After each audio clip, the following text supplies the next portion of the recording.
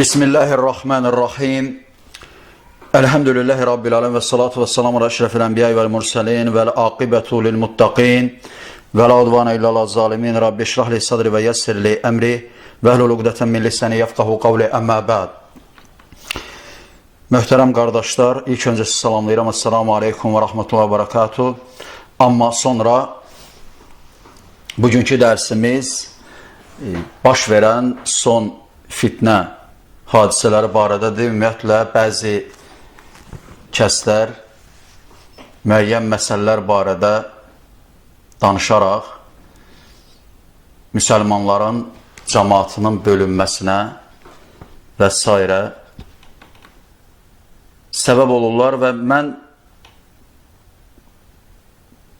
bu hadisələr baş verərkən ümumiyyətlə bəzi qardaşlara nəsihət etməyə cəhd etdim. Həm sosial şəbəkələrdə, həmçinin şifahi olaraq bəzi qardaşlarla danışdım və lakin gördüm ki, qarşı tərəf ümumiyyətlə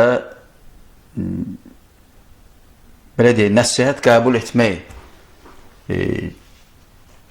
halında deyil və öz sözlərində, mövqelərində israrçıdırlar və hətta bəzilərində və ya birində belə deyək, təkəbbür hal müşahidə elədim ki, yəni belə deyək də, belə müsəlmana, möminə yaraşmayan bir üslubda, belə deyək, edilən təklifləri rədd etdi və s. Yəni, bugünkü dərsimiz ümumiyyətlə mən Əbu Zeydin bir dərsini dinlədim və bəzi xətalar etdiyini gördüm və həmçinin Şeyx Qamətə iftira atdığını, güya ki, yalan dediyini bəyan edir həmin söhbətində və mən qərar aldım ki, bu məsələlərə təbii ki, aydınlıq gətirim. Ümumiyyətlə, birincisi, hansı ki, dərsinin adını təcrih fitnəsi, yalan və iftira bir olaraq qoymuşdur. Yəni, həmin, belə deyir, söhbətində Şeyx Qamətə iftira atır, yalan danışmaqda ittiham edir. Və bəzi məsələlər gətirir və həmin məsələlərdə xətalı fikirlər söyləyir ki, mən çalışacağım bu dərsdə bu məsələyə aydınlıq gətirim. Lakin birinci gəl qulaq asaq görək, Əbu Zeyd həmin dərsdə nə deyib? Esselamu və rəhmətullah. Qardaş, kiminsə deməsi ki, Şeyx Ali İbn Həsən Əl-Hələbi təbdidə və ya təcrihdə icmanı şərt görür, bu yalandır. Görsənir ki, adam məsələdən bir xəbərdir. Şeyx Ali Əl-Hələbi heç bir yerdə nə səsli, nə də ki yazılı deməyib ki, təbdidə və ya təcrihdə icma şərtdir. Yəni, əgər alimlər bir kəsin bidətçi sayılmasında icma etməyiblərsə, o zaman həmin şəxs bidətçi sayıla bilməz. Belə bir şey deməyib. Yəni, bunu iddia edən dəlil gətirməlidir. Yəni, biz bunu iddia edən tərəfdən dəlil tələb edirik. Və lakin Şeyx Alinin, Əl-Hələbinin dediyi nədir? İstər səsli dərslərində, istər yazılı kitablarında o deyib ki, təbdidə və ya təcrihdə ilzəm etmək üçün kimisə sən də bunu bidətçi görməlisən, sən də cərh etməlisən deyə məcbur edə bilmək üçün, bəli, bu halda icma şərtdir. Əks halda şərt deyil. Bu da Hələbinin qaydası deyil. Bu sələfin mənhəcidir. Bu hədis əhlinin mənhəcidir. Bunun əksini deyən dəlil gətirməlidir. Çünki bu cərh və ya təadil məsələləri ictihadi məsələlərdir. Yəni, ola bilər bir alim kimisə cərh eləsin, başqa birisi onu cərh eləməsin. Bu halda kimsə kimisə ilzəm edə bilməz. Yəni, mən cərh etmişəm, mən onu bidətçi görmüşəm, sənə də vacibdir ki, sən də görəsən. Yəni, bu halda kimsə ilzam edə bilməz. Və lakin, əgər bir şəxsin, burada söhbət gedir, o bir şəxsin yəni, təcrih olunmasında və ya bidətçi sayılmasında ixtilaf varsa, bu halda ilzam edə bilmərsən. Şeyx Hələbi bunu deyib. Və lakin o şəxsin ki, təbdih edilməsində, təcrihində icma olub, hamı ittifaq edib ki, Cəhm ibn Səfvan mübtədidir, məsələn, və ya başqası müasirlərdən olsun, fərqi yoxdur yəni. O halda bəli, əgər burada icma hasil olubsa, alimlər bu məsələdə ixtilaf etməyibsə, bəli, burada ilzəm var, burada məzburiyyət var. Şeyx Hələbinin dediyi budur. Bunun əksini iddia edən dəlilini gətirsin. Və yenə də təkrar edirəm, burada, qardaşlar, kiminsə müdafiəsindən söhbət getmir. Bax belə, Əbu Zeyd adlanan kəs, deməli, təxminən 3 dəqiqədən artıq etdiyi bu söhbətdə, belə deyək, 4 məsələdə ən azı yalan danışır və ya xəta edir. Birincisi, Şeyx Qamətə yalan isnad etməsi. İkincisi, qarşı tərəfi məsələdən bixəbər olmaqda ittiham etməsi. Üçüncü, Əl-Hələbinin heç bir yerdə nə səsli, nə də ki yazılı belə bir şey demədiyini iddia etməsi. Dördüncüsü, cərh və tədil elmi içtihadı elmdir deyərək bidətçilərin təbdi edilməsindən, yəni Əl-Hələbinin qoyduğu qayda ilə boyun qaçırmasını belə deyə təlbis etməsi. Bu məsələlərə hər birinə inşallah Allahın iznə aydınlıq gətirməyə çalışacağım Allahın iznə. Və aydın olacaq ki, bu məsələdə yalan deyən kimdir? Bu məsələdə yalan deyən kimdir? Əbu Zeyd deyir ki, bəs Əl-Hələbi heç bir yerdə nə səsli, nə yazılı bir yerdə, yəni təbdi etmək üçün icmanın şərt olduğunu deməyib. Belə bir iddiada bulunur və bunu demək yalandır və s. müəyyən iddialarda bulunur. Amma Əl-Hələbi bu sözü deyibmi? Əl-Hələbi bu sözü deyib. Və bu, yəni bir çox şeyxlərin rəddiyələrində mərufdur, məlumdur. Misal üçün, Şeyx Rabi ibn Hadi Əl-Mədxali, Şeyx Ubeyd Əl-Cabiri, Əhməd Bəzmul və başqa şeyxlər bu məsələ barədə öz, deməli, Əl-Hələbiyə yazdıqları rəddiyələrdə bu məsələ barədə bəyan ediblər. Və ilk öncə gəlin baxaq görək Əl-Hələbi bu məsələ barədə nə deyib. Və ondan sonra şeyxlərin sözlərini keçərək Allahın iznə.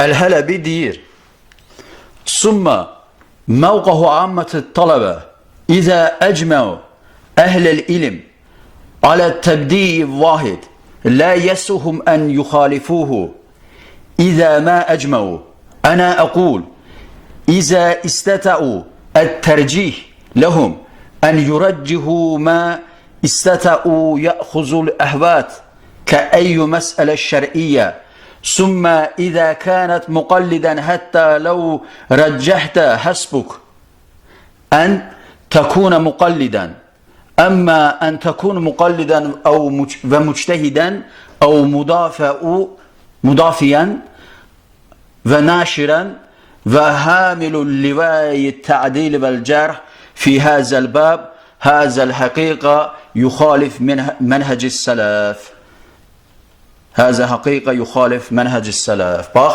Əl-Hələbi bunu deyir. Bu nə demək?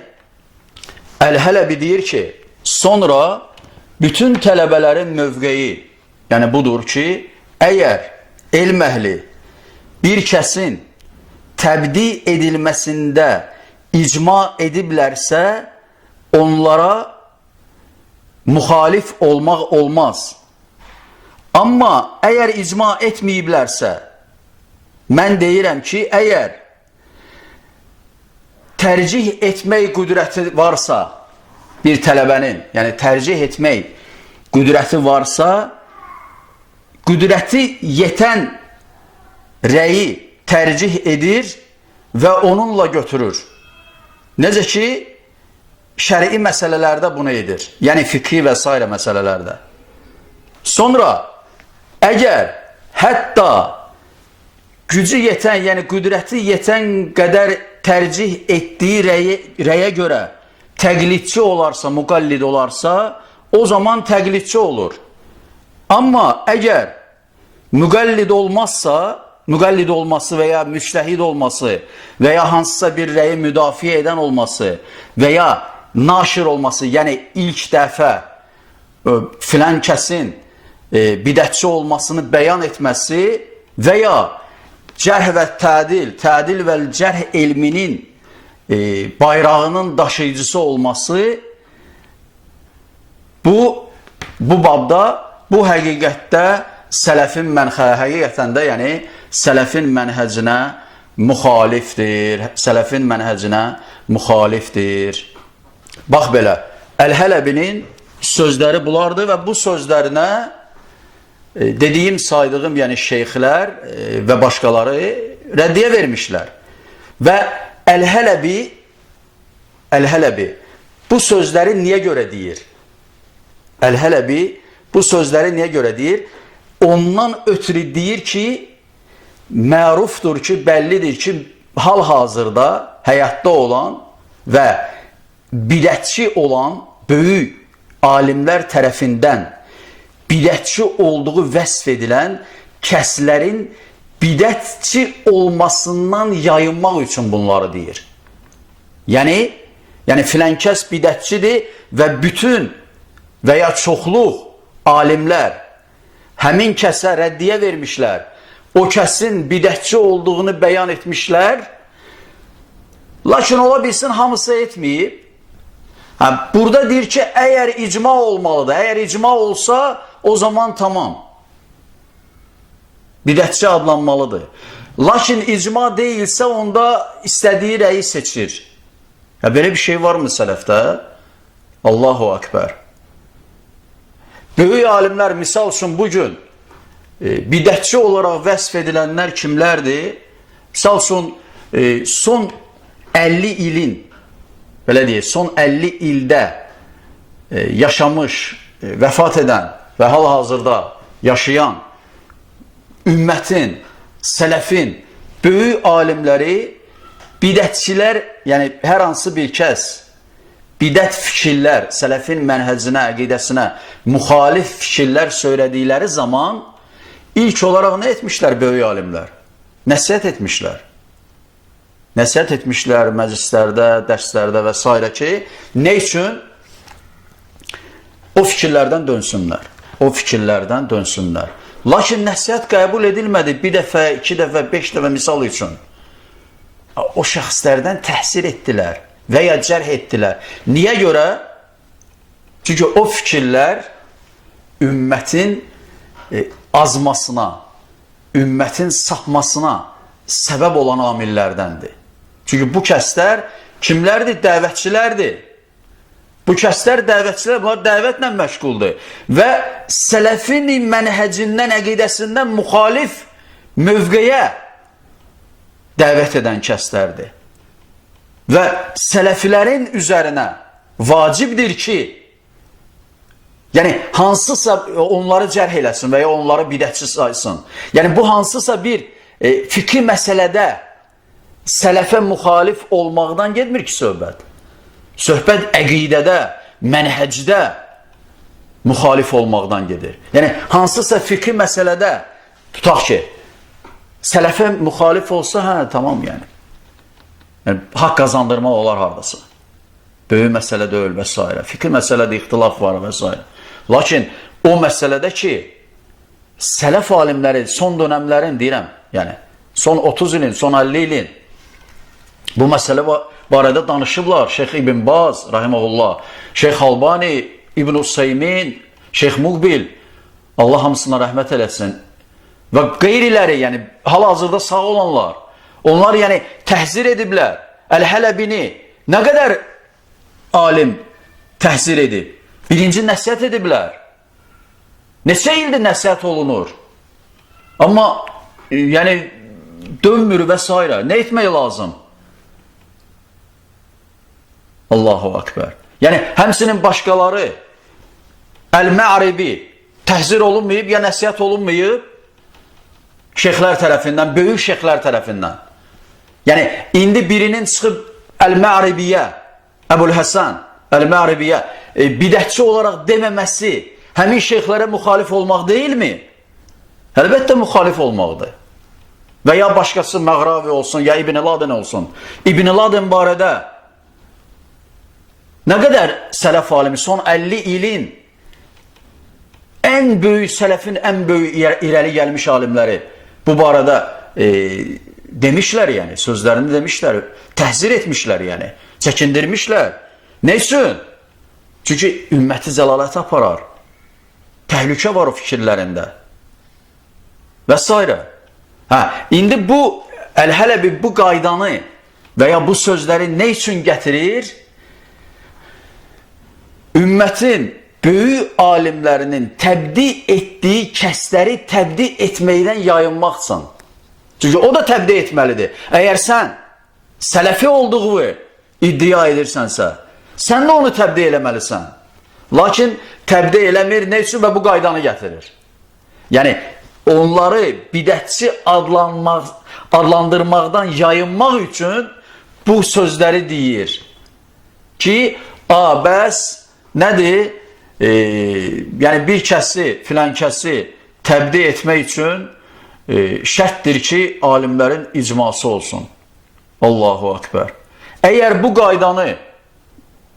biz bu qaydanı həmçinin cərh və tədil elmində qoysaq, onda heç kim təcrih olunmamalıdır. Hansı ravinin təcrih edilməsində icma var ki? Allahu Akbar. Hansı ravinin? Yəni, varsa da çox azdır, 5-10 nəfəri olar ya olmaya. Ki, alimlər icma ediblər, misal üçün. Ya və ya çox olar, tamam, fərq etməz. Lakin bu ən azından az olacaq. Bu, belə deyək, çəmbəri daraltmaqdır. Təcrih etmək babını daraltmaqdır. Onda dini nə cür mühafizə edəcəyik? Əqidəni, etiqadı nə cür mühafizə edəcəyik? Onda belə çıxır ki, bəzi kəslərin təcrih etdiyi, yəni cərh etdiyi, lakin icma ilə cərh olunmayan bir kəs cərh olunmamalıdır. Ya bu nə qaydadır? Ya bu fikir batildir, yəni. Bu dini dağıdır, tökür, yəni. Yəni biz bu qaydanı qədim ravilərə belə deyək, tətbiq etsək, din dağılıb tökülər, yəni. Çünki icma ilə cərh edilən ravilərin sayı azdır. Onda en qədər ravilər var ki, hansı ki, bəzi alimlər cərh ediblər, bəzi alimlər cərh etməyiblər. Onda biz onları cərh etməməliyik. Və bu qaydanı tətbiq etsək. Və bu qayda sələfin mövqeyinə müxalifdir. Yəni, böyük alimlər, zamanəmizin böyük alimləri Madxali, Ubeyd Əl-Cabiri bu məsələni rədd ediblər. Allahu Akbar. Həmçinin başqaları. Nə üçün? Çünki bu fikirlər dinin sağlamlaşdırılmasına deyil, dağıdılmasına xidmət edir. Yəni, Əl-Hələbi bu sözləri nədən deyir? Bəzi bidətçi olaraq böyük alimlər tərəfindən vəsf olunmuş kəsləri təbdi etməkdən yayınmaq üçün. Belə deyək, öz mövqeyini müdafiə etmək üçün özünə haqq qazandırmaq üçün. Bu yanlışdır, yəni.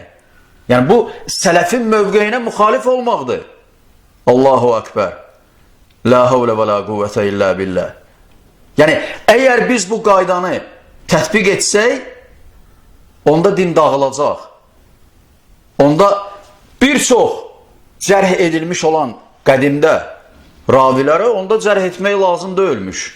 Niyə görə? Çünki o məsələdə icma şərtdir və o ravilər icma ilə cərh olunmayıb, yəni.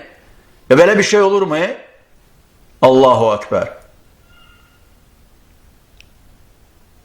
Həmçinin başqa məsələ, yəni Əbu Zeydin cərh və tədil elmi ictihadidir deyərək, yəni belə deyək, Əl-Hələbinin mövqeyinə haqq qazandırması və bidətçilərin təbdi edilməsindən boyun qasırmasına haqq qazandırması.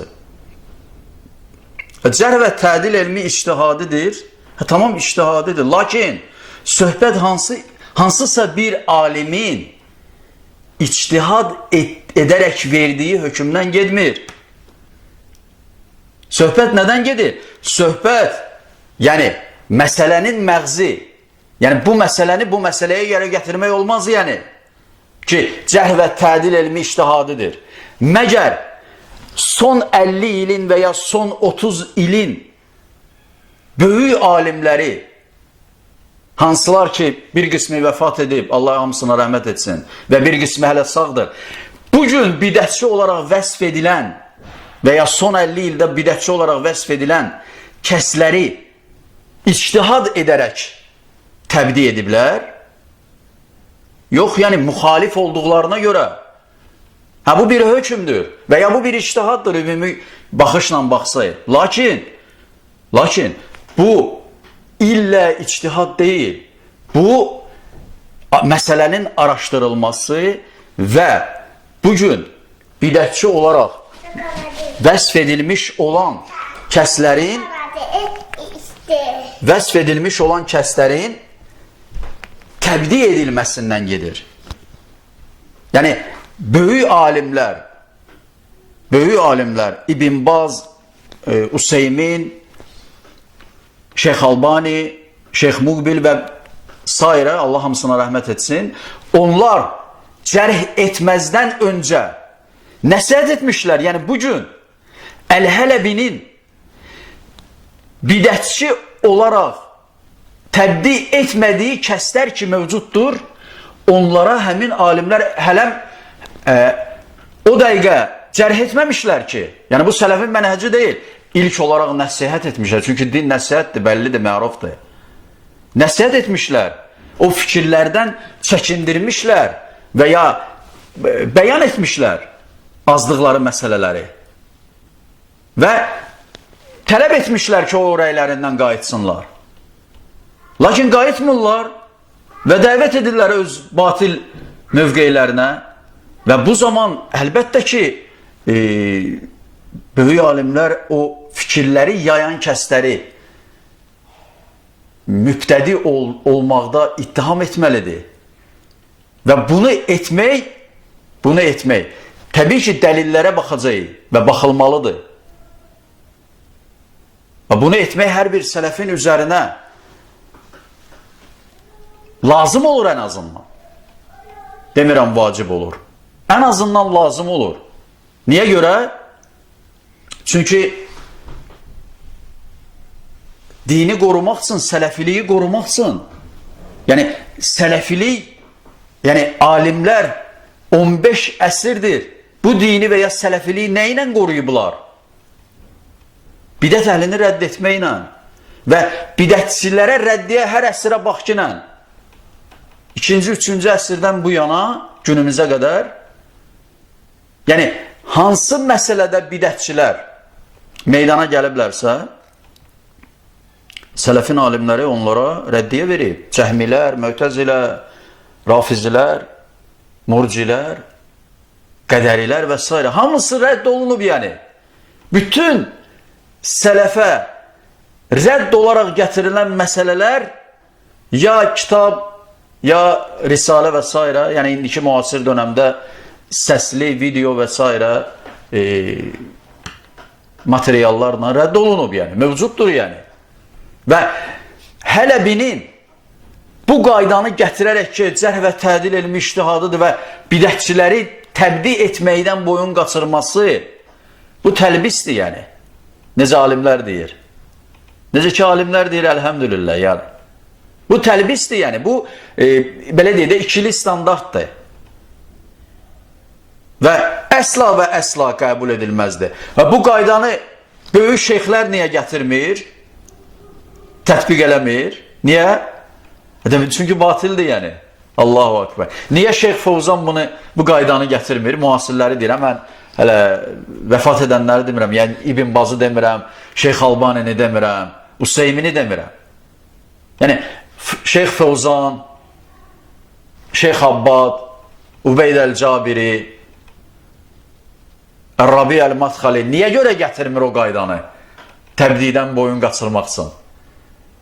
Allahu Akbar.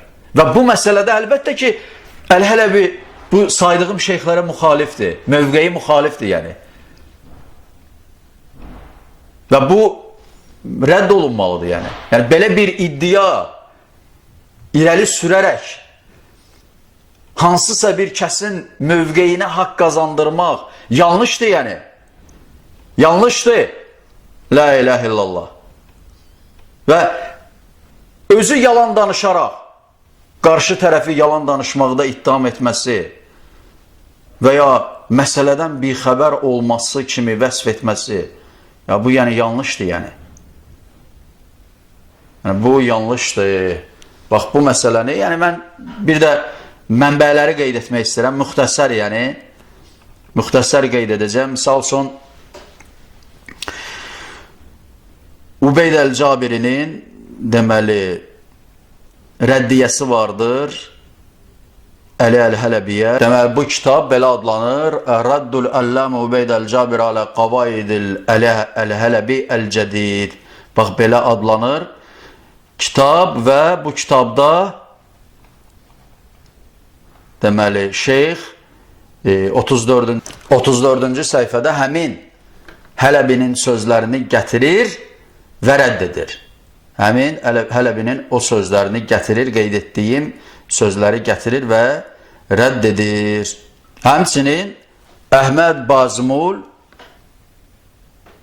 deməli Siyanatus Salafi min vəsvəsəti və təlbisəti Əl-Hələbi adlı kitabında 70-ci səhifədə bu məsələni qeyd edir və deməli təbdi etmə məsələsində bidət əhlini rədd etməməsi belə deyə babında Əl-Hələbinin tətbiq etdiyi qaydaları qınayır və o məsələləri qeyd edir. Yəni hansı məsələlərdə ki Əl-Hələbi belə deyək zəlalətdədir və onların içində nə deyir? Deyir ki, iştəratəl icmə alə tabdi fələ yubəddi əhədin illə izə təmməl icmə alə təbdiihi. Yəni deyir ki, yəni Əl-Hələbinin təbdi müəyyən bir kəsin təbdi edilməsində icmanı şərt qoymasıdır